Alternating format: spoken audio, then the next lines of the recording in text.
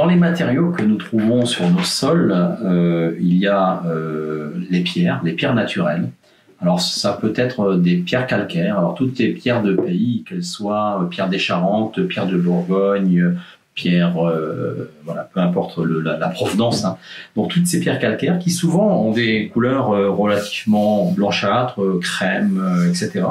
Mais je veux parler aussi des ardoises, des pierres naturelles qui peuvent être le granit, voilà.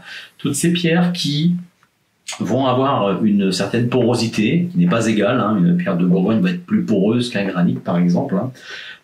Et ces matériaux-là, si on veut les protéger, pour les rendre non gélives pour les matériaux gélifs, hein, prenez une pierre de Bourgogne en terrasse qui est poreuse, si l'eau arrive à pénétrer dans le matériau avec le gel, elle pourrait claquer, hein. Ça va être le cas des ardoises lorsqu'elles sont posées à plat, hein. Si l'on en fait des couvertures sur des pentes de toiture, bien justement la pente permet à l'eau de s'écouler. Par contre, si ça reste à plat, l'eau qui peut s'infiltrer entre les feuilles peut créer au gel un décollement de ces feuilles. Donc l'ardoise peut éclater.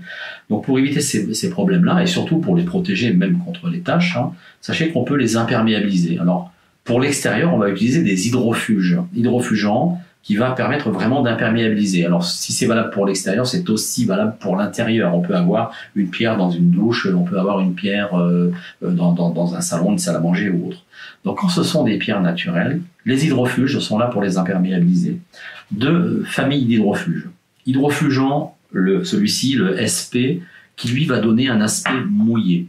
Un autre hydrofugeant, c'est l'hydrofugeant à l'eau, qui lui permet de conserver vraiment l'aspect naturel du matériau. Alors pourquoi utiliser plus l'un que l'autre? Bien c'est vous qui allez le définir. Tout simplement, la chose est très très simple. Vous prenez un matériau, quel qu'il soit, vous le mouillez. Vous verrez qu'une ardoise, qui de l'état un peu gris, un peu tristouné, va prendre toute sa valeur, toute sa couleur en étant mouillée. Alors que quand elle est sèche, elle paraît bien triste. Un peu à l'image du galet, qui lorsqu'il est dans l'eau est très très joli, et lorsqu'il est sec, paraît bien terne. Donc si vous aimez cette dynamique de couleur, utilisez cet hydrofuge qui donne l'aspect mouillé. Par contre, certains matériaux, ça pourrait être le cas de cette pierre qui est presque blanche, lorsqu'on va la mouiller, elle va devenir un peu jaune. Et le jaune n'est pas toujours très séducteur. Je vais être un peu grossier, mais un côté un peu jaune pisseux, c'est pas toujours très très heureux. Donc si on veut éviter ce jaunissement de la pierre, parce qu'on a choisi très clair, là on va utiliser l'hydrofugeant à l'eau, qui lui va conserver cet aspect naturel du matériau. Voilà, donc les deux hydrofugeants, quel que soit le matériau, on va les appliquer jusqu'à refus, jusqu'à saturation. Donc certains matériaux vont consommer plus que d'autres, mais il faudra bien amener le matériau à saturation. Alors on va s'apercevoir quand on est à saturation, que le produit, tout simplement, a tendance à rester un peu en suspension.